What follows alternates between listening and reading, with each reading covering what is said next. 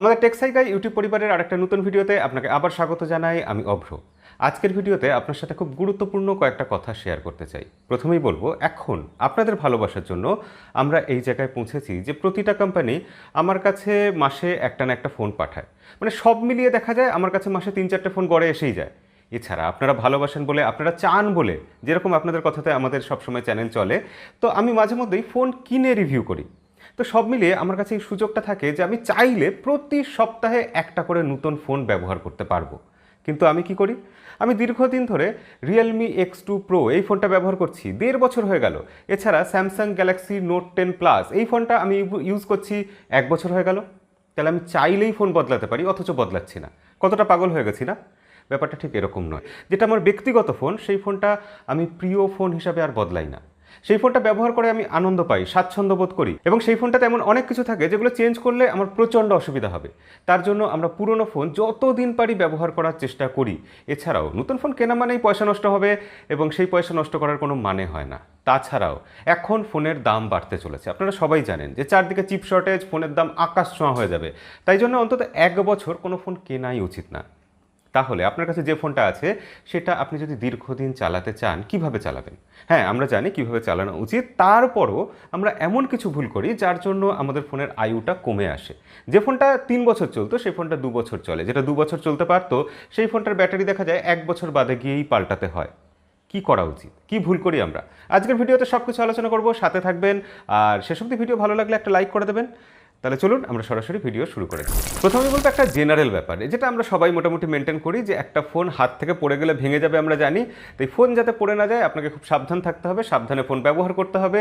Phone পড়ে যাওয়া মানে সেটা শেষ। ডিসপ্লে ভেঙে যাবে, ইন্টারনাল ড্যামারেজ হতে পারে, এবং সেটার ব্যাপারে আপনাকে একটু খেয়াল রাখতে হবে। তাই সবসময় এটা অ্যাডভাইস দিই আমরা যে ফোনের ব্যাক কভার ইউজ করবেন, তাতে ফোন বেঁচে যাওয়ার সম্ভাবনাটা একটু বেড়ে যায়। এছাড়াও ফোনের সামনে গ্লাসের ওপর একটা প্রোটেক্টর ইউজ করা অবশ্যই উচিত। ভালো লাগে না ব্যাপারটা, কিন্তু করা অবশ্যই উচিত। যদি আপনি মনে করেন যে আপনার ফোনে গরিলা গ্লাস 5 আছে, গরিলা গ্লাস ভিক্টাস আছে, তা সত্ত্বেও করা উচিত, কারণ সেটা একটা এক্সট্রা লেয়ার অফ প্রোটেকশন থাকলো, অসুবিধা কী আছে? এবং সেটা করবেন অবশ্যই। দ্বিতীয় কথা, আমাদের ফোনের একটা বড় শত্রু হচ্ছে ধুলো ময়লা। তো ধুলো ময়লার জন্য দীর্ঘদিন আমরা ব্যবহার করতে করতে দেখি যে ফোনের চার্জিং যে পোর্টটা আছে তার মধ্যে ধুলো ময়লা জমে যায়। তার ফলে চার্জ ঠিকঠাক হয় না, লিকেজ হয় কারেন্ট। ক্যামেরার লেন্সের ওপর যে প্রোটেক্টর গ্লাস আছে সেটার ব্যাপারে সাবধান থাকতে হবে, সেটাতে যাতে স্ক্র্যাচ না পড়ে যায়, ভিতরে যাতে ধুলো ময়লা না ঢোকে, এবং সম্ভব হলে কিছুদিন বাদে বাদে সেই ফোনটাকে আপনি একটু পরিষ্কার করে নিন। সার্ভিস সেন্টারে গিয়ে সার্ভিসিং করিয়ে নিতে পারেন, অথবা নিজে বাড়িতে এটা পরিষ্কার করতে পারেন। কিন্তু কখনোই ডাইরেক্ট এর মধ্যে কোনো কেমিক্যাল স্প্রে করবেন না, ফোনের মধ্যে ডাইরেক্ট জল দেবেন না। যতই IP68 রেটিং থাকুক না কেন, কখনোই ওয়াটার রেজিস্ট্যান্ট মানেই সেটা একেবারেই জল ঢুকবে না, এরকম হতে পারে না। সবসময় রিস্ক থাকে, তাই জলের থেকে সাবধান। ঠিক এর পরের পয়েন্টটা এটা নিয়েই বলবো। জলের থেকে যেরকম সাবধান হবেন, তেমনি সাবধান হবেন আগুনের থেকে, তাপের থেকে, এবং ঠান্ডার থেকে। অবশ্যই এটা একটা ভাইটাল পয়েন্ট। ফোনের সব থেকে বড় শত্রু হিট, তেমনি উল্টো দিকে খুব ঠান্ডা হলে সেটাও ফোনের সব থেকে বড় শত্রু। আপনারা অনেকেই ভাবেন এটা ব্যাটারির জন্য ক্ষতিকর। না, শুধু ব্যাটারি নয়, মাদারবোর্ড থেকে আরম্ভ করে প্রতিটা ইলেকট্রনিক কম্পোনেন্টের জন্য এটা ক্ষতিকর। তার জন্য ফোনকে সবসময় তাপ থেকে দূরে রাখুন। আমরা যারা গেম প্লে করি তারা অনেক সময় এটা ভাবি যে ফোন চার্জ হচ্ছে, গরম হচ্ছে, কি আছে তার মধ্যে, একটু গেম প্লে করে নিই, বাইরে খুব গরম, রোদের মধ্যে আছি, তার সত্ত্বেও একটু গেম প্লে করে নিই, কি আর হবে?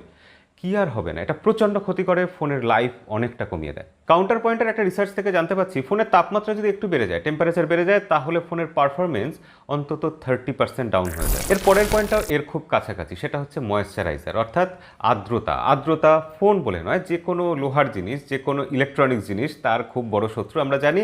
এবং ফোনের মাদারবোর্ড এমনই একটা জিনিস যেখানে যদি কোনো রকম ময়েশ্চার আসে, শেষ হয়ে গেল ওখানে, ধরে নিতে পারেন ওটা আর আগের অবস্থায় ফিরিয়ে আনা সত্যিই প্রায় অসম্ভব। সেক্ষেত্রে যে কোনো ইলেকট্রনিক্স জিনিসকে সবসময় চেষ্টা করবেন ময়েশ্চার থেকে দূরে রাখার। আপনি যে পরিবেশে আপনার ফোনটাকে রাখছেন, নিয়মিত ব্যবহার করছেন, সেই পরিবেশটার ব্যাপারে একটু খেয়াল রাখুন। ফোনের সবথেকে গুরুত্বপূর্ণ জিনিস হচ্ছে তার ব্যাটারি, কারণ সেটাই সবথেকে তাড়াতাড়ি খরচ হয়ে যায়, খারাপ হয়ে যায়, ফোন ব্যবহার না করলেও খরচা হয়ে যায়। সেটার ব্যাপারে কিছু ইম্পর্টেন্ট পয়েন্ট বলবো, যেটা সম্পর্কে আমার নিজেরও কিছু ভুল ধারণা ছিল, সেগুলোও আপনাকে আজকে বলবো। তবে তার আগে বলে নিই আর কয়েকটা গুরুত্বপূর্ণ জিনিস, যেমন ফোনের সফটওয়্যার আপডেট। অবশ্যই ফোনের সফটওয়্যার আপডেট, বিশেষ করে সিকিউরিটি আপডেট নিয়মিত করা উচিত। উচিত। আমি ধরে নিচ্ছি আমাদের ফোনের কোম্পানি ঠিকঠাক আপডেট দেবে, সেটা না দিলে কি হবে সেটা নিয়ে আলোচনা করে লাভ নেই, কারণ সেটা আমাদের হাতে নেই। কিন্তু যদি ঠিকঠাক আপডেট দেয় অবশ্যই নিয়মিত আপডেট দেওয়া উচিত, যাতে ফোনের আয়ুটা বাড়বে, ফোনের হেলথ ভালো থাকবে। ফোনের মেমোরিতে বেশি লোড দেওয়া উচিত না, মেমোরি যতটা সম্ভব খালি রাখুন। ফোনের র্যাম যেটা, সেই র্যামটা আমরা মাঝে মধ্যেই ক্লিয়ার করি, ক্যাশ মেমোরি ক্লিয়ার করছি এরকম ভেবে, কিন্তু আমাদের ফোনটা ফোন নয়, সেটা একটা স্মার্টফোন, তাই তাকে স্মার্টলি কাজ করতে দিন। ফোনের যে মেমোরিটা তার র্যামে রাখা দরকার সেটা সে র্যামে এমনিই রেখে দেয়, যেটা র্যাম থেকে কিল করা দরকার সেটা সে বুঝে নিজেই কিল করে। আপনাকে ফোনকে হেল্প করার জন্য এখানে ফোন রাখেনি, আপনার দরকার নেই ফোনকে হেল্প করার জন্য। এবং এটা যদি করেন উল্টে যেটা হয়, ফোনের ব্যাটারির ওপর, প্রসেসরের ওপর চাপ পড়ে। ফোনকে বারবার প্রসেস করতে হয় সেই অ্যাপ্লিকেশনটা র্যামের বদলে আবার ভিতর থেকে রম থেকে তুলে নিয়ে আসার জন্য। তো এটা না হতে দেওয়াই উচিত। এবার তাহলে গুরুত্বপূর্ণ পয়েন্ট অর্থাৎ ব্যাটারির প্রসঙ্গে চলে আসবো। ব্যাটারির প্রসঙ্গে যেটা আপনারা জানেন যে সব সময় বলি যে ফোনে অরিজিনাল চার্জার ইউজ করুন, কিন্তু এখানেই শেষ নয় কথাটা। অরিজিনাল চার্জার ইউজ করছেন আর একটা লোকাল সস্তা ডেটা কেবল ইউজ করছেন, তাহলে কোনো লাভ নেই। ফোন কোম্পানিগুলো এখন এমনভাবেই সব কিছু বানায় যে তাদের ফোনের ভেতরে যে সার্কিট আছে, চার্জিং সার্কিট, তার সাথে যে ডেটা কেবল আছে সেই ডেটা কেবল প্লাস যে চার্জার, সেই চার্জারের ভেতরের যে সার্কিট, সব কিছু মিলে একটা সার্কিট কমপ্লিট হয়, সব কিছু মিলে পুরো ব্যবস্থাপনাটা কমপ্লিট হয়। যদি কোনো একটা জায়গায় কোনো কিছু মিসিং থাকে, কোনো একটা কিছু লোকাল হয়, তাহলেই কিন্তু আর পুরোপুরি আপনি পারফরমেন্স পাবেন না এবং ব্যাটারির স্বাস্থ্য খারাপ হয়ে যাবে। হ্যাঁ, ফোনের যেখান থেকে চার্জ হয়, চার্জিং পোর্ট, সেখানে কোনো সেন্সার থাকে না, সেখানে একটা সার্কিট থাকে। আমাদের সবার মধ্যে বেশ কিছু ভুল ধারণা রয়েছে, যেমন আমার নিজের মধ্যেও ছিল। আমি আপনাদের প্রায় সাজেস্ট করতাম এরকম যে ফোন সারা রাত চার্জ দিলে কোনো ক্ষতি নেই।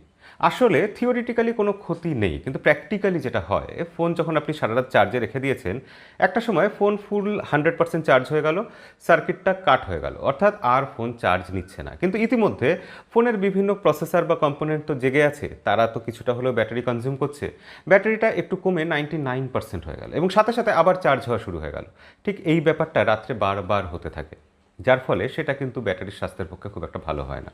এই রাত্রে সারা রাত চার্জে বসিয়ে রাখা মানে ফোন ঠিকঠাক কাট অফ হচ্ছে, সার্কিট ব্রেক হচ্ছে, কিন্তু ফোন সারা রাত বিভিন্ন সাইকেলে চার্জ হতে থাকছে।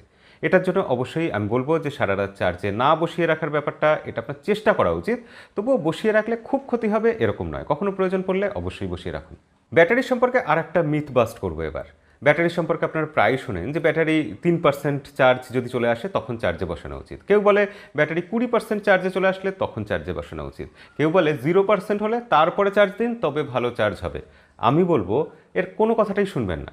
ব্যাটারি আপনার যখন মর্জি, যেরকম ইচ্ছা সেরকম চার্জ দিন। ওই একটু আগে বললাম না, আপনার ফোনটা ফোন নয়, ওটা স্মার্টফোন।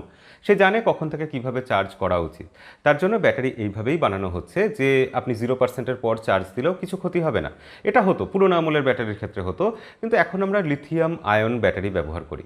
সেই লিথিয়াম আয়ন ব্যাটারি এমনভাবেই তৈরি করা হয়েছে যে পুরো ব্যাটারিটা ড্রেন হয়ে গেলেও তারপরও চার্জ দিলে কোনো সমস্যা হবে না। অনেকে বলে যে ব্যাটারির সাইকেল যেটা আছে সেই সাইকেলটা ব্রেক হবে, সাইকেলটাকে আপনি ফাঁকি দিতে পারবেন যদি 20% থেকে 80% অবধি চার্জ দেন। আমি শুধু আপনার কাছে একটা প্রশ্ন করতে চাই যে আমাদের ফোনটা এতই যদি বোকা হবে, তাকে যদি এত সহজেই বোকা বানানো যায় যে 80% চার্জ দিলে সে বুঝতে পারলো না, তার জন্য সে সাইকেলটা কাউন্ট করলো না, তাহলে ফোনের ব্যাটারি তো আজীবন চালিয়ে যাওয়া যাবে। রোজ আমরা ওকে বোকা বানাবো, রোজ ব্যাটারি সাইকেলকে ফাঁকি দেবো, সাইকেল কাউন্ট 0 রয়ে যাবে চিরকাল, আর কোনোদিন আমাদের ব্যাটারি খারাপ হবে না। এটা হতে পারে তো? এটাই হওয়া উচিত তো? কিন্তু সেটা তো হয় না। সেক্ষেত্রে ওই 20% 80% ওইসব থিওরিতে একটু ভরসা করবেন না, ইচ্ছা মতো ব্যাটারি চার্জ। এতে গেল স্মার্টফোনের মধ্যে সব গভীর বিষয়গুলো, যেগুলো আমরা কিছুটা জানি কিছুটা জানতাম না, এগুলো নিয়ে আলোচনা হয়। কিন্তু এর বাইরে কিছু জিনিস যেগুলো আলোচনা হয় না, যেগুলো শেষ হয়েও শেষ হয় না, সেই সব ব্যাপার নিয়ে আজকে আরও কিছু বলতে চাই আপনাদের। প্রথম কথা যেটা বলবো সেটা হচ্ছে একটা স্মার্টফোন বেশি দিন চালাতে গেলে কি করা উচিত। একদম থাম্ব রুল হচ্ছে যে সেটা কম ব্যবহার করা উচিত। এটাই তো হওয়ার কথা, যত কম ব্যবহার করবেন তত বেশি দিন চলবে। কিন্তু তাহলে আর ফোন কিনে লাভ কি? না, আপনি বেশি ব্যবহার করুন, কিন্তু ব্যবহার করার ক্ষেত্রে একটা ব্যাপার একটু সাবধান থাকুন। অপ্রয়োজনে ফোনের ওপর স্ট্রেস দেবেন না, ফোনটার উপর বেশি কষ্ট দেবেন না, ভার চাপিয়ে দেবেন না। মনে করুন আপনি গেম প্লে করছেন, আপনি হয়তো এমন কিছু গেম প্লে করছেন যেটা হাই সেটিংয়ে এখন করার প্রয়োজন নেই, যেখানে 120 হার্টজ রিফ্রেশ রেটের আপনার দরকার নেই, গেমটা সাপোর্টই করে না 120 হার্টজ রিফ্রেশ রেট। সেক্ষেত্রে কেন এগুলো অন করে রাখবেন? আপনি 60 হার্টজেই গেম প্লে করুন, ডিসপ্লেতে 60 হার্টজের রিফ্রেশ রেটই ফিক্স করে রাখুন, প্লাস আপনি আলট্রা সেটিং, ম্যাক্স সেটিং এইসব না দিয়ে একটা ব্যালেন্স সেটিংয়ে গেম প্লে করুন।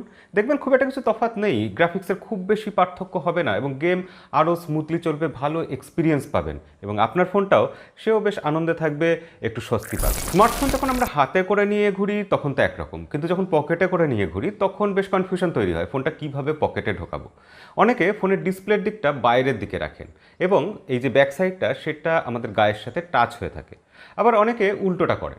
তো এক্ষেত্রে আমার সাজেশন সবসময় এটা থাকবে যে ফোনের ব্যাক সাইডটা বাইরের দিকে থাকুক আর ডিসপ্লের দিকেরটা আপনার গায়ের সাথে টাচ হয়ে থাকুক, সেটা পকেটের মধ্যে এমনভাবেই প্লেস করুন যার ফলে বাই চান্স আপনার পকেটে যদি কোনো ধাক্কা লাগে বাইরে থেকে, তো সেই ধাক্কাটা আপনার ফোনের ব্যাক সাইডে পড়বে, ডিসপ্লের উপর সরাসরি পড়বে না। তার ফলে ডিসপ্লেটা বেঁচে যাওয়ার সম্ভাবনা থাকবে।